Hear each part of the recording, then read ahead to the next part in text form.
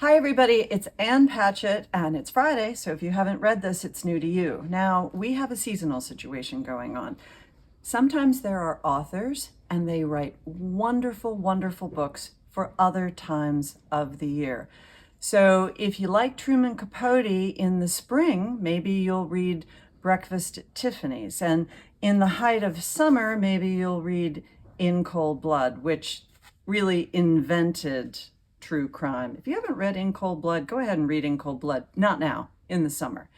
But it's winter and it's the holidays. And what you want to read is A Christmas Memory. If you haven't read A Christmas Memory, this is the book that you want to get for all of your friends. It's in hardback, it's small, it's a beautiful little design, and it will rip your heart out of your chest and leave you in a sobbing pile on the floor, and yet you'll feel better for it. It's about Christmas the way it was. It's about Christmas the way it never will be again. It's so beautiful and poignant and sad. And I'm going to tell you my story about this book. So years ago, maybe 20 years ago, the library in Nashville asked me to come and do a reading of A Christmas Memory. And I said, oh, sure, I'd be happy to.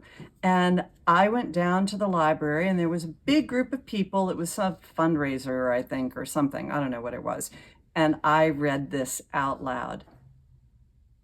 And I started to cry in the end. Not a pretty cry, not a small cry, but a sobbing, profoundly embarrassed cry, because people had come to the library and paid money to see Ann Patchett read A Christmas Memory, and I could not pull up. And they were really bizarrely charmed, the way people are when they sometimes see another person suffering in public.